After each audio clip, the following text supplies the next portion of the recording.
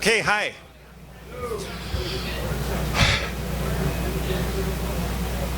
Who gets up this early? Yeah, we can, yeah. Oshkosh nuts. My brother, who back in New York, who is not an aviator, you know, it's such a big deal to get here, right? I flew my airplane from Oregon, and he's like, "What's the big deal about Oshkosh?" I'm like, "Dude, if you just don't ask." He's into boogie woogie and stuff. I said, if there was a conference and there was Chuck Berry, Little Richard, you know, Fats Domino, and 500,000 other boogie woogie lovers, you'd go, right? Yes. Okay. Well, that's what this is, except it's for aviation. All right. So anyway, good morning. This is about higher and faster, complex and high performance checkouts. And I'll tell you why I decided to create this seminar in a few minutes.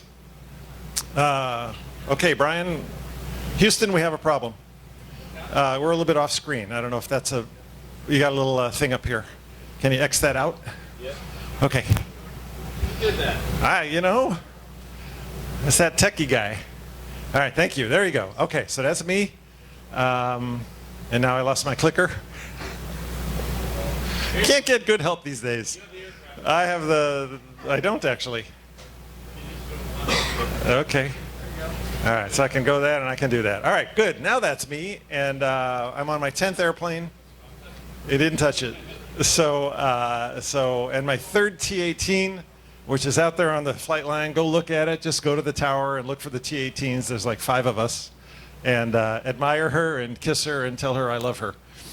And she's the one with the canopy on it because I don't want my electronics cooking in the sun. So anyway, she's out there and she got me here from Oregon and I'm in love with her. There's the outline for today. I know it's small type and you don't have to read it because we're just going to do it. So let's just jump in.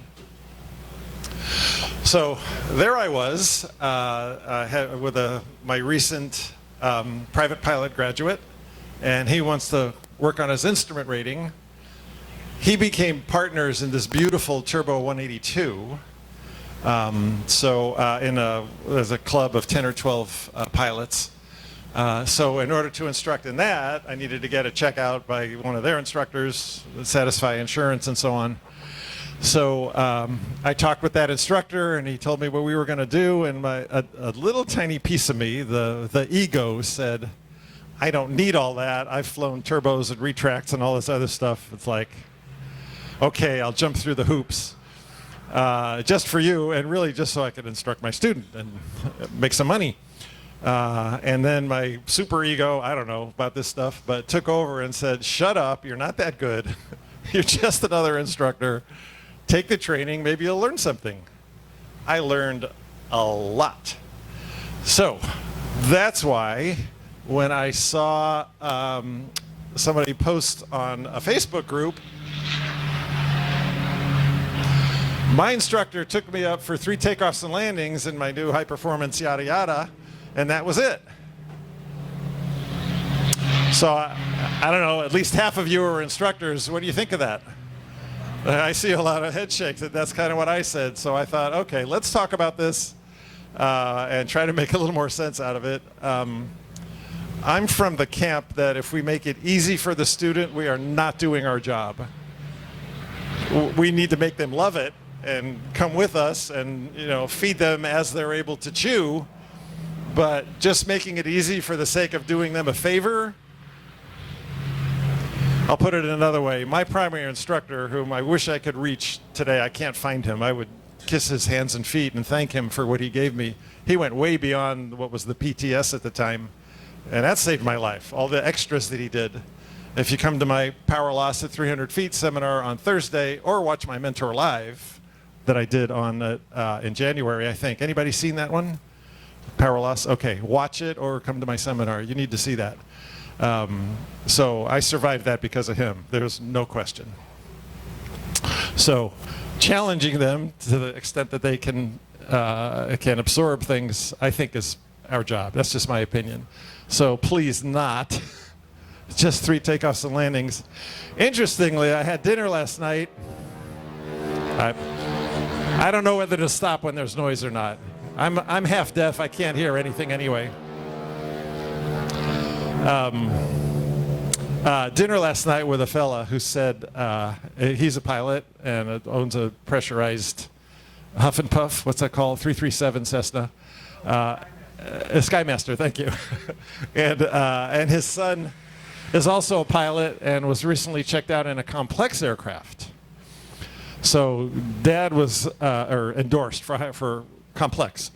And so Dad was flying with the son and just started asking questions because Dad is obviously an experienced pilot with a pressurized retract twin. So he said, "How was the checkout?" And the son goes, "Oh, it was easy." And Dad said, "What'd you do?" And he said, "Well, we just did a half an hour in a complex aircraft." I'm ready to cry. So let's see if we can really prepare people for every possible contingency, just like we do in primary training, right? You might lose the engine here, you might get lost, all kinds of interesting things might happen. That's our job. Okay. So first the regs, you instructors I'm sure all know this, 6131, where you need to do fancy stuff if you're going to get a type rating and so on. Germane to this presentation is the additional training required for operating complex airplanes, and ditto for high-performance airplanes, and that's the rest of 6131. So let's figure out what high performance and complex means. Believe it or not, the term high performance is not defined, at least not in 61.1, which is just this whole list of definitions. It's simply sort of parenthetically defined in the 91 in the regulation that says that you need an endorsement. So it says except as provided in paragraph F2, and by the way, F2 is the one where you're grandfathered if you had logged pilot and command time before that date. So if you weren't grandfathered in, then you have to you can't act as pilot and command of a high performance airplane, parentheses, an airplane with an engine of more than 200 horsepower, or close parentheses, unless that person has received and logged ground and flight training. What kind of training? Ground. Not everybody does ground training, okay? So like that half-hour thing, I don't think they did any ground. Ground and flight training. I would recommend if you do these checkouts, go in the back of the logbook where there's a place to log ground time. A lot of times we forget to do that. We get busy talking and like, oh, let's go fly, and we just did an hour of ground but forget to log it. It needs to be logged because you have to satisfy this reg. So ground and flight training and one-time endorsement. So that's high performance. Complex is defined in 61.1. I don't know why they didn't just put high performance in there as well. And as you know, the definition for purpose of this seminar is that fully complex, which is controllable prop, gear that goes up and down, and flaps that go up and down. Similar language in that part of the regulation, whereas the person may act as pilot in command unless they're grandfathered in, unless the person has received what kind of training? Ground and flight training and a one-time endorsement. So here's a question for you. Can you read this from back there? I know there's glare and I don't know if I got the type big enough. Thank you. Okay, so you got a single engine airplane with a Lycoming 0360, 200 horsepower. Is it high performance? Why not? It has to be 201 horsepower, right? This is, government works by setting a limit, and that's like you can't vote till 18 or whatever. Like this, there's got to be a number. This is how government works. So that's the way it is. So if that high performance checkout with 3 takeoffs and landings, if the person had been flying a 200 horsepower airplane and now is flying a 220, maybe that was appropriate. In general, I think our little head shakes were right on, that usually it's going to take a lot more than that. So here's a question. Same situation, same airplane, and the airplane was, the engine was designed and rated for 200 horsepower, but it dynoed at 210. Is that a high performance airplane? I don't know. I don't know if I would count on it. I don't know if FAA would buy it. I don't know if an insurance company would buy it. I don't know. Be cautious with that. That's all I can say. I don't know the answer. Check with an aviation attorney, called AOPA. I don't know. It's an interesting question. So I'm recommending that don't take that for granted. That's a maybe. Okay, twin engine Piper Apache, like the one I used to own, total of 320 horsepower. Is it high performance? Not unless one of them was 210 and the other one was like 120, the rest of it. Correct, because at least one of them has to be over more than 200. Okay, here's a good one. The airplane is at 220 horsepower, fixed gear Cessna Cutlass. PIC is under the hood. The safety pilot is appropriately rated, single engine land and current medical and so on, but not endorsed for high performance. Can the safety pilot act as SIC? Correct. And in fact, there's a legal interpretation. If you don't know about the legal website, just look up FAA legal interpretations, and there's a box where you can type stuff in, and it'll give you these interpretations. So that's where I found this. The Risner interpretation says, yeah, it's SIC, and the regulation says thou shalt not act as PIC. It doesn't say thou shalt not act as SIC. Good morning. So it'll look like that. Here's another one. A Seminole, pardon me, is upgraded to 220 per side. The instructor is training a private pilot toward their multi-engine rating. Can the instructor endorse the learner for high performance before the pilot has their multi-engine rating? What do you think? Yeah, you're correct. And the legal interpretation on that I found says yes. According to the Nolan interpretation, you betcha. Now, if you believe any of this, you're crazy. Because I'm not an attorney. I know nothing. Everything I just told you is a lie. Consult a real attorney. And things change. Interpretations change. Regulations change. So I don't know if that news is still current.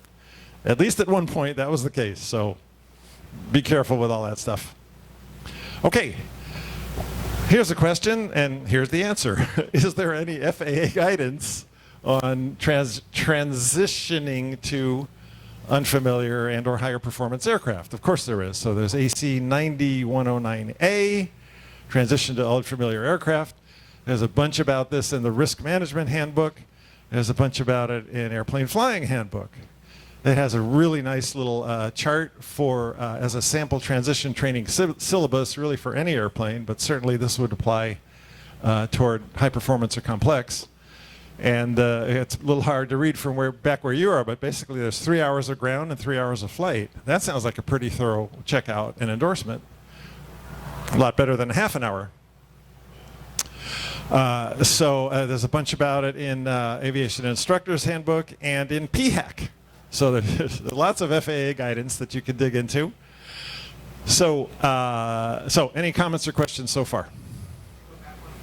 Back one.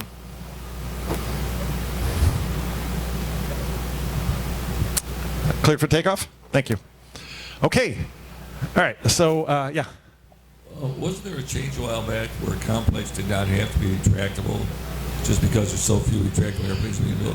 The original definition of complex, to the best of my recollection, is airplane of more than 200 horsepower or all the complex stuff. In other words, high performance was, or the other way around. They were both called high performance. It was all lumped into one thing. And then the preamble that I read recently said FAA realized that that a lot of times those are getting separated. People are putting big engines in simple airplanes. So we need to separate that out. So that created high performance and complex as two different endorsements. I don't think complex, I don't know what it used to be, if complex used to be different. Complex currently still has to be retractable landing gear? It has to be retract, yeah. Can somebody log, who doesn't have an endorsement, log piloting command for the purposes like sole manipulating the controls of an airplane single engine land? That's a great question. What do you think? Yeah, go ahead, Brian, say it again. Can, if there's two private pilots, one has the endorsement, they're taking turns flying, the other private pilot doesn't have the high performance endorsement, can they log it while they're sole manipulator of the controls? Can they log PIC without an endorsement? no CFI? That's a great question, and I've discussed it at length with one of my Twin Oaks instructors, and we have a conclusion. So what do you think? So his question was, one guy is PIC, can the other one log PIC time during the time he's manipulating controls? This guy would have to be under the hood or something like that, because if one's acting as PIC and you're both VFR. One's just sole manipulator controls. Sole manipulator. I'm letting my son, private pilot, fly the high-performance airplane. I'm Right. a private pilot. Can he log the time so he can build time for insurance? Gotcha. I think the answer is yes, because he's not acting as PIC. He's just sole manipulator, and he is rated single engine land or appropriately rated for the aircraft. Karen, do you have a different opinion? I can't hear you, but it just not if that was good. That's the whole question. So the question is, two private pilots, and can the private pilot, one has a high performance sign-off endorsement, the other does not, but he's pilot for airplane single engine land. Can he log sole manipulator PIC even though he doesn't have the endorsement? You have to look up for sure. Okay, that's what I thought. Okay. I've not gotten an answer on this. So Okay, thank you. yeah, well, I say yes, only if a second in command is required, which means this one's under the hood. If you're both VFR, there is no SIC. Use the mic, please. Use the mic, please. There's a couple of separate sets of rules you're talking about. How you put something in a logbook Right. is different from who's in charge. Correct. Right? Right. That's my argument, is that Qualifies as a safety pilot rules is a little different too. the safety pilot's different. Leave that out. But he can qualify as a safety pilot even though he can't qualify to be a pilot in command. Correct. Then if he's a required crew member because he's looking for traffic, then he's SIC while this one's under the hood. But can he log PIC time while this one is still acting as PIC? I think the answer is yes. If you believe that, just go out, leave now, and watch the air show, because I'm not an attorney. So I think the answer is yes. Check with AOPA, check with an attorney. That's a very good question, Brian. Question, what about PA-28, let's say through an arrow? I'm going to go to the speaker so I can hear you. Go ahead, please. Question, my question on high performance is that PA-28, let's say it's a turbocharged arrow -201, is that a high performance? You know, my original complex was in a PA-28R 201. It wasn't turbo, that's not relevant, but it's a good question. And the fact that it's called 201 may or may not mean it's rated at 201 horsepower. So it depends on if it's a 201 horsepower engine or a 200 horsepower engine that just happens to be marketed as a 201. So to me, it depends on what the engine is rated at, not what the marketing number is for the airplane. So it depends on the engine rating, not the marketing number. Microphone? Mic, please. Microphone. Talked about the owner's manual, you have to go through that, and then it'll say 200 horse or 201. That would be, yes, that's what I would do, yes. Okay. And I think it's 200 horse, and I don't think it qualifies. But that's a very good question. We need to move on. Any other needy I was comments? going to say, I worked for a Piper dealer when all this came about, and that's why they re-rated the engine in the POH to a 201 because of this rule. So Piper said, hey, we got to have 201 horsepower, and that's why I trained into a turbo 201, and it all came about. I was flying in 81 as an instructor, and that came up all the time. That's what happened. Okay. Because all the old arrows were 180 or 200. Right. Okay, that's brilliant. To me, that means it's high performance. If the POH, AFM, whatever it is, says that the aircraft engine rating 201, as far as I'm concerned, it is. I would call AOPA and ask for the legal interpretation. Don't believe anything I say, but I like it if it's rated at 201. Okay, let's keep. These are great questions. I'll be here afterwards. We can talk all day. Okay, what was I going to say? So, Brian, I lost my clicker. Brian. When remember I said when I was getting checked out in that Turbo 182. Thank you. I just wanted the clicker. I didn't want to go. Thank you I got it. And he wanted to do this fairly comprehensive checkout, and once I checked my ego at the door, I loved it. And so here's this whole first page on the left where there's a considerable ground instruction. And the guy really challenged my brain as to like, what if this indication happens? What if that fails? What's an emergency? And what is just like, oh shoot, we're just going to have to get this thing fixed. And then all these things with regard to flying. So I loved it, and I'm using that. They're allowing me to use that as a basis for this presentation. So first, the ground stuff. Constant speed prop. We need to learn them the reason for its existence. Why would someone want to go through that much expense, complexity, extra weight, and maintenance headaches as opposed to a fixed pitch prop? So how would you answer that? What does a constant speed prop would do for you? Yeah, please use the mic. Pitch prop is a compromise. A constant speed prop allows you to set it for whatever segment of flight you're in. Oh, I didn't catch that. I'm sorry.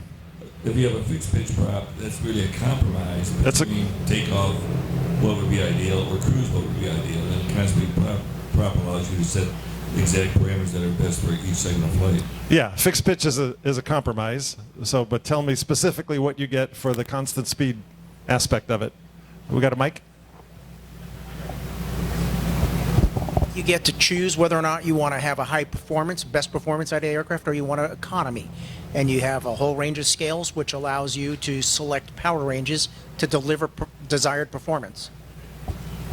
All right, that's all true. I'm still waiting for the magic bullet that I have in mind. Both of you are correct. What else? What do you get when you rev the hoot out of that thing and make all the noise you possibly can on takeoff? You get all, whatever, 201 or 270 or whatever. You get all the horsepower, so you get better takeoff. You get shorter ground roll and better climb performance when you're using all the horses. So to me, that's the magic. When I take off in my Thorp, that thing is off the ground almost before I can figure out if the oil pressure is under control. It's like I'm full throttle, oil pressure, manifold, okay, airspeed alive, whoa, airborne. And my 180 horse fixed pitch, my first T-18, wasn't quite as frisky. I had more time to think. Because full throttle in a fixed pitch airplane, any fixed pitch airplane is, 90% of the horsepower or something? It's not 100%. Only at redline, typically, is it 100%. So you get to do that, and then you get to throttle it back for less engine wear, less noise, less fuel consumption, and have a more comfortable ride. So yeah, all correct. Thank you.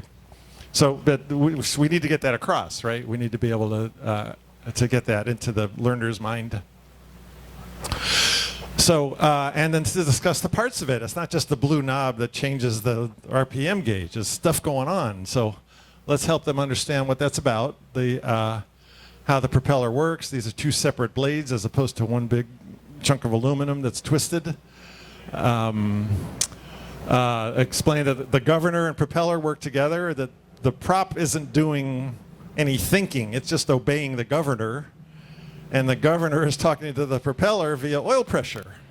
And then and that moves a piston inside the hub of the propeller, and that twists the blades either more coarse or less coarse, depending on whether that particular thing uses pressure to get coarse or fine. Usually it's in the smaller airplanes, it defaults to flat pitch, and it takes oil pressure to go lower RPM. But they need to understand this fairly thoroughly. So then, is it a full feathering prop? Like on some twins, oil pressure, am I in where I want to be? Yeah. So is it full feathering? And if so, why? What's the point of being full feathering? Typically, it's going to be on a twin, but some singles have it.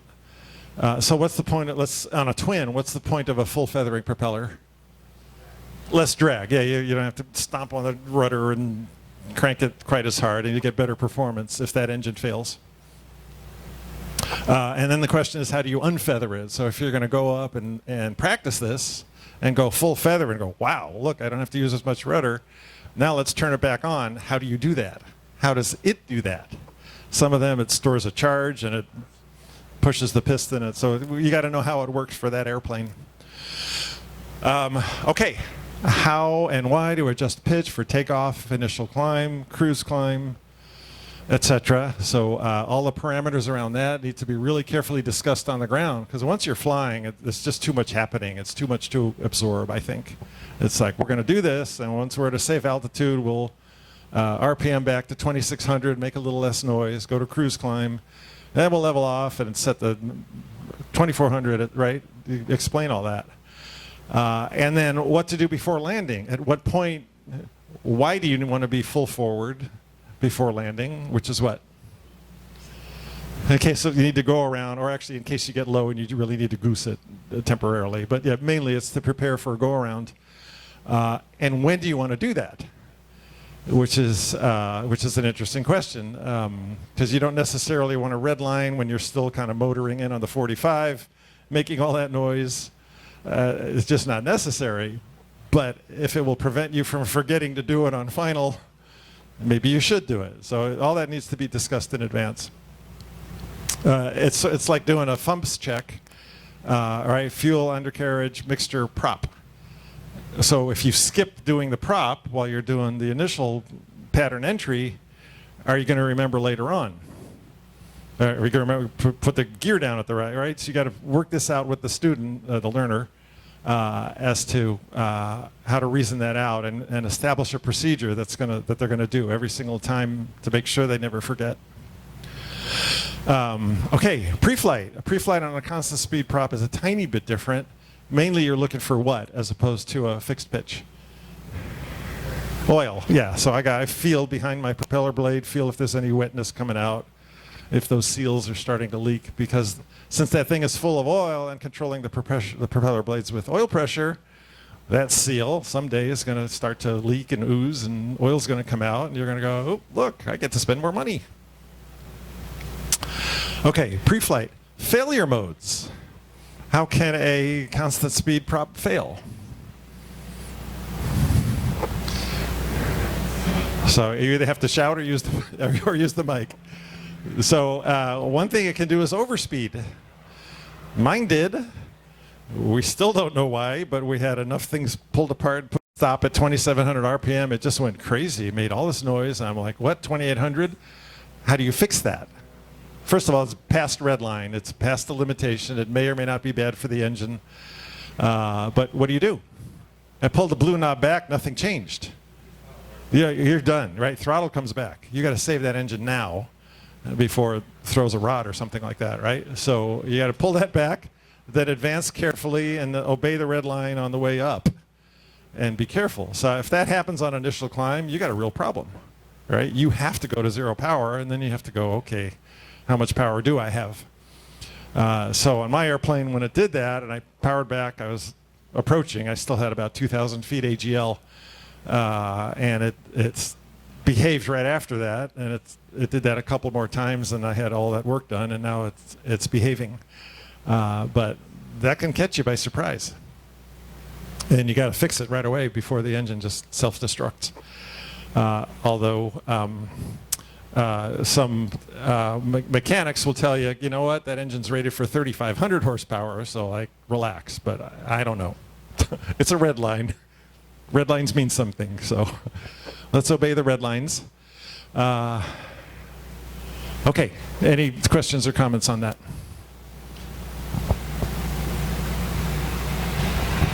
So my Mooney was traditionally overbooked.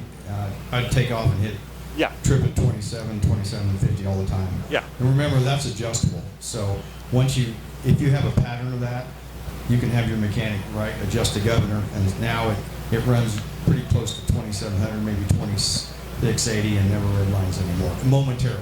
Momentary, yeah. So that momentary is usually not a problem. You might see a lot, and that can be tweaked. Right, yeah. So it's going to do it momentarily because the governor has to figure out, oh, I'm going too fast, and then it shoves pressure in and fixes the prop. So some of that depends on how fast you advance the throttle. If you go real slow, it'll just kind of sneak up. Sometimes if you're doing a go-around, you may not be able to go slowly.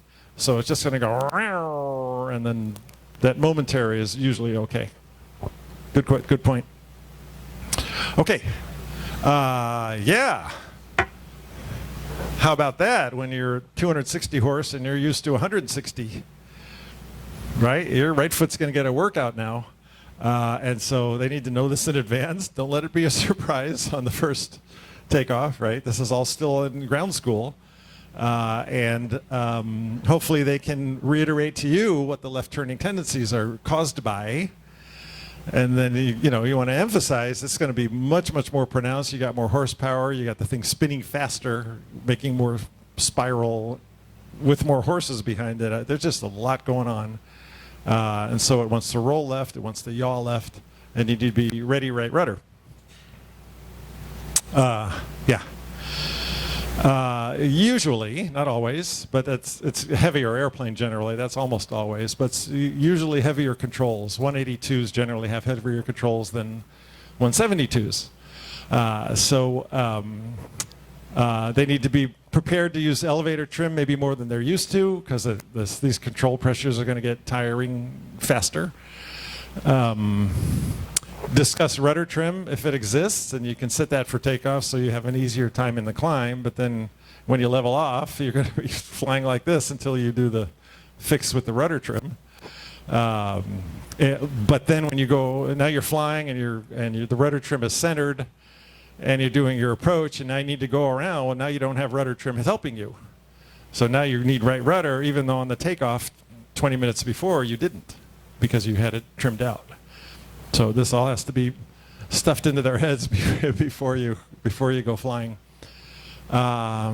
Surprising amount of rudder pressure, and the potential for a trim stall on the go around. So what do we mean by that? Raise a hand, grab a mic, and tell me what that is. On the trim stall, Moonies are really bad because the whole tail is moving, right? So the entire elevator is moving. That's your trim. So you got a lot of authority there, and it's hard to overtake that if you got a lot of trim set. Yeah. So that's really particular, but that's what you have. That thing wants to just go like that. Right, exactly. Thank you. Yeah, so you're trimmed up because you're slowed down on final, and then you goose it, and you're used to your 172 pressures or something, where it's like, okay, I can hold this at climb speed and then trim it out. But when you got 100 more horsepower than you're used to, what he said, it's like, whoa, and you have a heavier elevator, so you're trying to use the same pressure as before. This is not good, right? So they've got to be absolutely ready for that. That on a go around, more right rudder or more right rudder, shove the dang thing forward to maintain proper climb attitude, and get around to trimming when you can. But make sure you do some push-ups or whatever, bicep curls with your left arm, and be ready for that. Yeah. Thank you. Wait, I got to know your name. You're awesome out there. David, thank you. One of the things that, if you're 200 versus 201, but if you start really stepping it up, Yeah. on a go around, and this is what I teach, call a lawyer, there's no requirement to go full power either. It's just a simple go around. You Okay. don't have to jam the throttle up in a high performance airplane every time. Usually you get it up to where you know where to climb. All you're doing is climbing away safely from the ground. Good. You're not flying at 152. Right. Where, full throttle is probably it in the summertime, right? But Yeah. you don't always have to go full power, and I try to emphasize that. And Right. I practice that at different power settings. I said, look, don't turn this into an emergency. Right. It's just a go around, and you got all the power in the world if you do it right. Perfect. Good. Thank you. Appreciate that. Thank you. Okay. Who's speaking? I had a student lose the jack screw in a 182 in level flight, and she's about 90 pounds, and she was having an awful time trying to control the airplane from going up into the stall. Yeah. And on the radio, that time we had flight service yet. Somebody at flight service come along and said, cut your power back, fly at 70 miles an hour, not 120, and see what happens. At 70 miles an hour, it's fully controllable. Yeah. Okay. And no trouble whatsoever. So if it happens, it can happen in level flight as well. If that horizontal tail, you must pull the 182, known story. So that also happens in level flight. Okay. Good. Thank you. Perfect. Great. Thank you very much. Okay. As usual, I'm going to run out of time because I talk too much. But I hope this is valuable for you. Okay, good. All right. Manifold pressure. They've never seen that before, right? Like, what is that all about?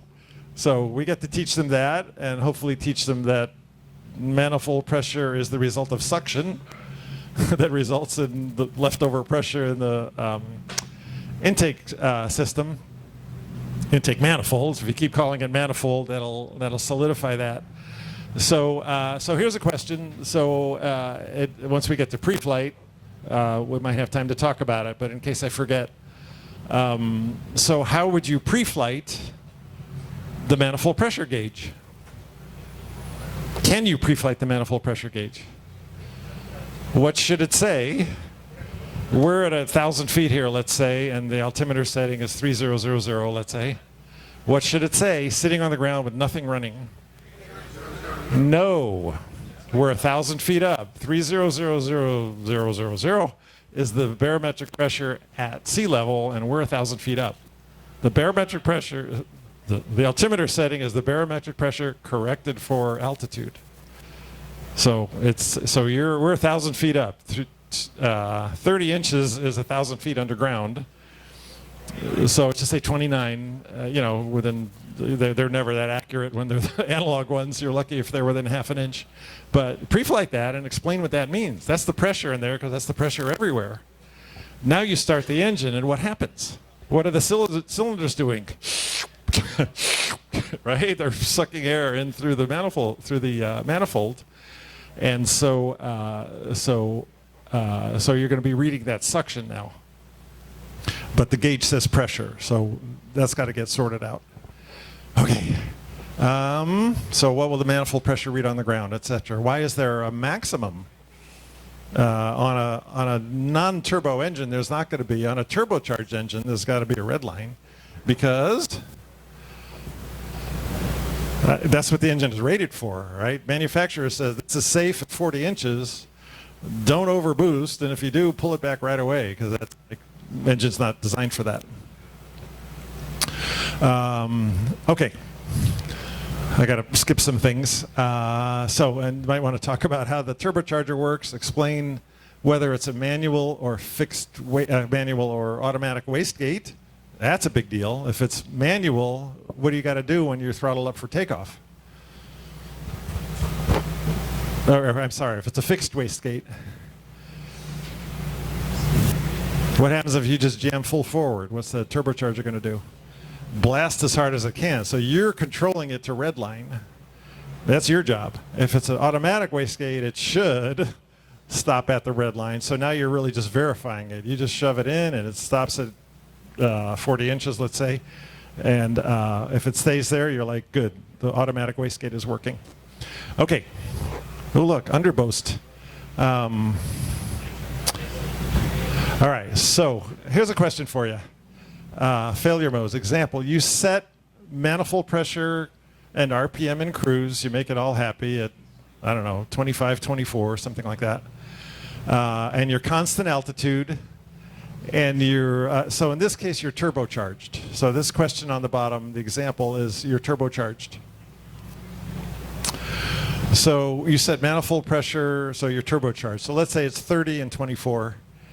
And you're in cruise, constant altitude, and you notice that the manifold pressure is slowly decreasing.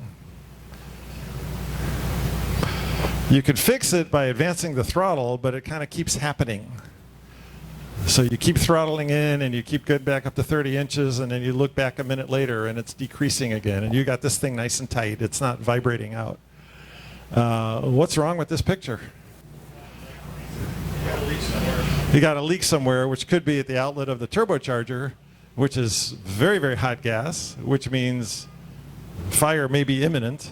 This may be an emergency. This may call for immediate landing. Throttle back as much as is safe to do so in order to cool things down as much as you can. So learn about and teach these failure modes and what to watch for. That's why I'm doing this, because all this was new to me. So this is, okay, I like this.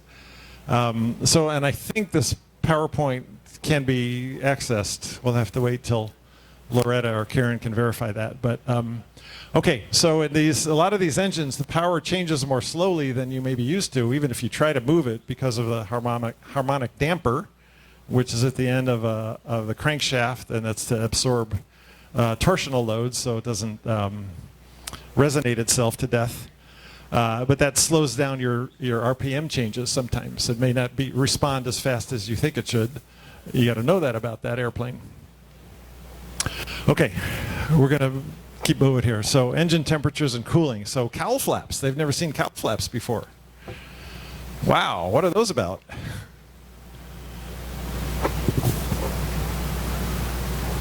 Yeah, cool, right. So yeah, high throttle, when you're at relatively low airspeed and high power, you open the flaps to let a lot more cooling air flow. And then when you're at altitude, why close them? To keep it warm and go faster. You can, some airplanes, you gain 10 or 15 knots. Actually, in one of the Moonies I fly, that's turbocharged. When they finally remember to close the cowl flaps, I'm sitting there with the smug instructor face. You know, all right, when's the guy going to get around to this? We go, oh, he's like, why are we going so slow? And I'm like, And you go, oh, cowl flaps, and you hear the change, and then wait for the airspeed to build up, and you pick up another 10 knots. Okay. Weight and balance can be more complicated. You got more stations to deal with. You may have multiple fuel tanks with multiple arms. So you got to babysit your center of gravity more carefully. And it's easier in the bigger airplanes to be aft. You can't get a 150 aft unless you physically get out of the seat and go hang out in the baggage compartment. But these bigger airplanes where you could put a ton of baggage back, way back there, right? And take a 210 and put 120 pounds of baggage or whatever it's allowed over there, and light, you get down to low fuel, you may be aft. So you got to explain, go through some more examples for weight and balance. Oxygen. Oxygen is good. So if there's an oxygen system in the airplane, we got to talk about that. What happens if it fails? How would you know? That's a tough one. If you're getting hypoxic, you're getting hypoxic. And life is good, right? So that needs to be discussed. I remember a time I was at, I think 10.5. I can spend all day at 12.5 now. I don't know, 40 years ago for some reason I was at 10.5. Bringing an RV4 I had just bought in Florida up this way, and I was over Arkansas, the Panhandle of Florida, northwestbound, and I'm sitting in this airplane, and I don't know why I'm there. I'm just like this beautiful view, like there's a lot of water over there. That's the Gulf. I know how to fly. This is an airplane. I get it, and I don't know why I'm there. And when that finally occurred to me, and I thought, okay, this isn't good. Maybe this is a sign of euphoria. I think of the euphoria, I've never done the drug, but it should be more like, whoa, dude. But it's not. In this case, it might have just been, everything's fine, and I just don't know what I'm here. I don't know. So I thought, okay, well, there's probably something I should do about this because I'd like to know why I'm here. Okay, hypoxia, maybe I should descend. I get down to 8,500 feet and I'm fine. So fortunately I woke myself up, but we need to talk about that because if they're going to go to oxygen altitudes and the oxygen system fails or runs out, that's important to discuss. Okay, airspeeds. Obviously we have to go very, very carefully through all these airspeeds from VNE all the way down to stall speed. They need to know glide speed. Let's see. So maneuvering speed changes, as you know, with gross weight. And in a high-performance airplane, you usually hold a lot of fuel, which means your gross weight is going to change over the 3-hour or 4-hour flight. In fact, Ron, you flew up in your Bonanza, was it, from Florida to here in one hop? Except for aerial refueling, so you burn 300 pounds of fuel or something. Aerial defuel. Actually, you burned $4,000 worth of fuel. Then forget the weight. But right, so that CG can change a lot during the course of a flight, and therefore maneuvering speed in case you run into moderate or greater turbulence, you want to know about that. Glide speed also changes with weight, and the newer airplanes tell you about that at different weights, so you're going to have different glide speeds. And then, of course, talk about the pattern speeds, which are going to be significantly different than in their 152. And how to take care of the engine while doing that. All right, you got this massive bunch of horses up there with cylinders that need to be taken care of. Takeoff and landing tables under different conditions. Takeoff abort parameters and procedures, and how to abort a takeoff safely. When? What are you looking for? Anything that's got a controllable prop is going to have a fuel flow gauge. Fuel flow, right? Fuel pressure and/or fuel flow. So that's going to be part of your scan when you start your takeoff roll to be sure that's in a proper range. Wow, this is a lot, right? So this is going to take more than half an hour. Yeah. Okay, power loss emergencies, depending on where they happen. So there's going to be a checklist with that information somewhere in your AFM. And if you lose power out there somewhere and it's not coming back and you're going to land, when do you want to put the gear down? Do you ever want to put the gear down? When would you not want to put the gear down if you're landing off airport? Gentlemen? David? The gentleman back there. I saw that hand first. Yeah, Wild Willies. I would assume if you're going to land on water. Water, yeah. Water wants to be up. Right? What else? Trees, yeah. If you're going to smack into trees, I don't know that the gear is going to help you. Just a soft field or grassy field, you don't know how soft it is. If it's soft, it catches your gear, you flip over. You might be better off doing a belly landing. The airplane's going to get hurt anyway. And the airplane, when the engine quits, the airplane is a box that's there to save your life. That's all it is. It's no longer an airplane. It's no longer yours. Sacrifice the airplane, get out of the airplane and walk away after you land. And that may need a gear up landing. Sorry? That's why we have insurance. Exactly right. Correct. Right. Okay. The questions or comments? I still have like 800 more slides. Going back to the water thing, if you're at night and there's not much visibility of the ground, do you think, like if there's lakes nearby, you get the little light kind of glinting out from the moon or whatever, so you can actually see the surface of the water? Is that maybe your best option? Well, it may be, and I don't know how to answer that. That's a really good question. If it's otherwise forested, probably. But water landings scare me. I know how to swim, but on the other hand, you could have your head whacked, and it doesn't matter if you know how to swim. And if the thing flips over, getting out can be an issue. There's a lot going on there, so that's also worth discussing. I don't have a yes or no answer, but it's worth the discussion. Well, the instructor said it's simple. Just don't land where it's dark. Okay. At night. Yeah. Go where there's lights. Okay. Actually, what I teach is to land near lights, but not into the light, because the lights are lights in buildings and poles and stuff. But if you land near, that's probably somebody lives there, and will hear it and call for help. So land near lights, but not into lights. Okay. Autopilot. This may be the first time they've seen an autopilot. What the heck is that? And it's, yeah. So how many axes is it? It might just be roll. It might be 2 axis. It might be 3. What kind of pre-takeoff checks are involved? How do you use it? I mean, the autopilot's a big deal. What does it couple to? Right? That can go on for a while. Autopilot failure modes, how to turn it off, what are the 2 or 3 or 4 ways to kill it in case it runs away.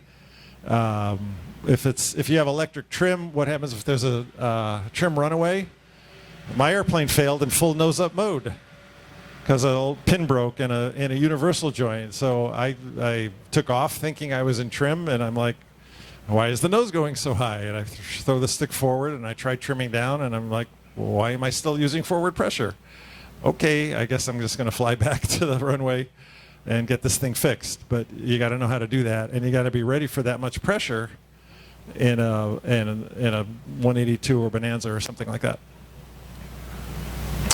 Okay, retract. I got like 5 minutes left.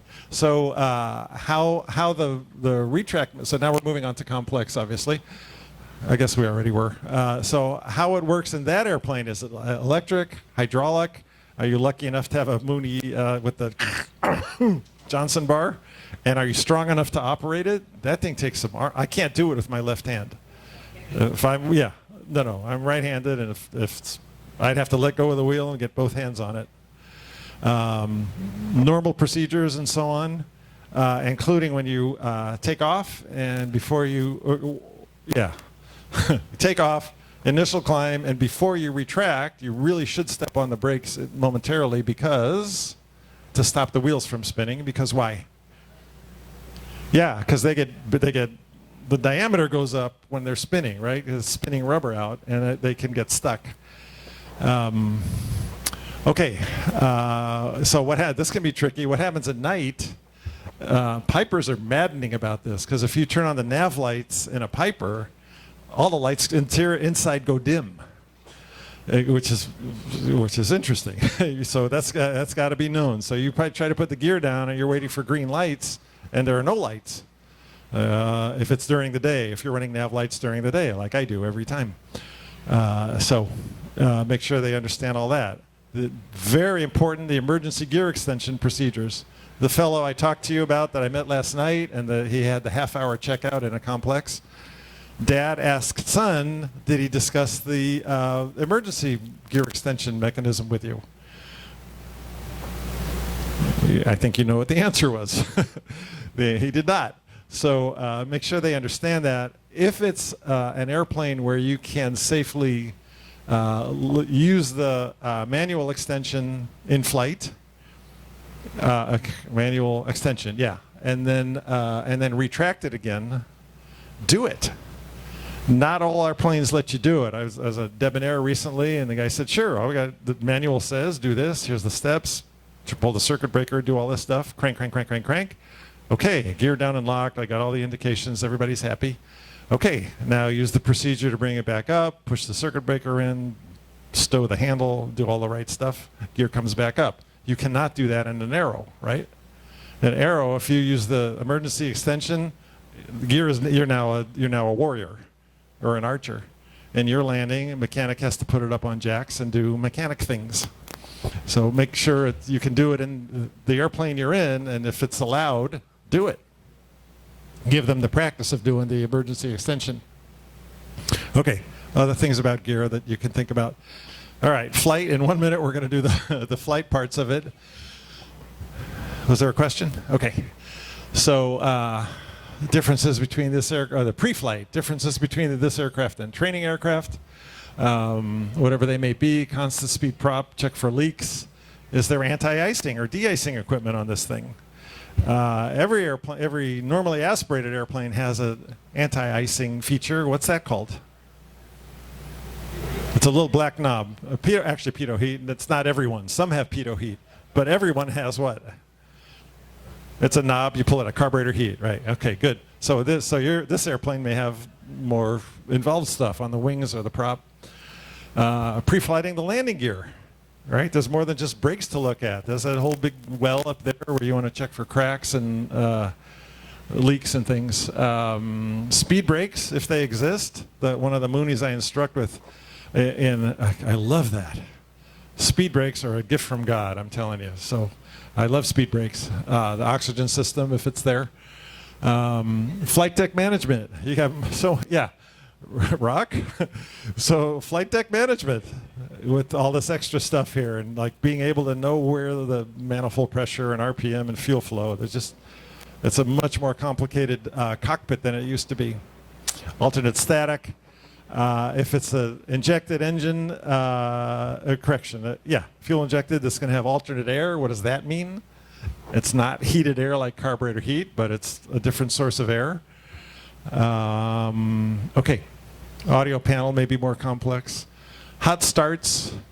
Do you use the boost pump for takeoffs and landings, or is it just there for high altitude? That's not cavitation. What's it called? Where the fuel gets air bubbles get stuck. Vapor lock, thank you. I always call it cavitation. Vapor lock.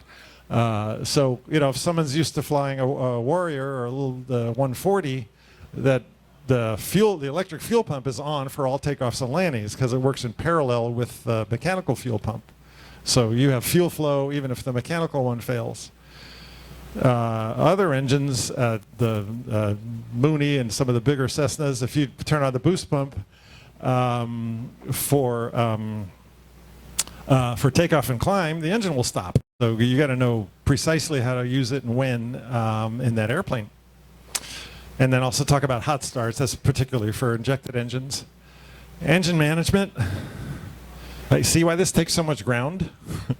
Right? There's just a lot going on. So you may have a complex indicator like this. And you get, if it's turbocharged, you get to talk about turbine inlet temperature and compressor discharge temperature. Oh my gosh, how do you lean it? Do you lean to EGT? Do you lean to TIT? So there's a bunch of stuff going on. Takeoffs and climbs. Then when you get to flying, you want to make sure you go through all the a lot of different flying scenarios, basic maneuvers, steep turns, slow flights, stalls, emergency procedures, approach and landing, after landing, securing the airplane. So I hope you teach this way if you have anything with a retractable gear, or actually anything, because someday they'll be flying a retractable gear airplane. And I know some DPEs that if you're on the runway and you reach up to change a frequency or with the flaps, you just failed, which I think is correct.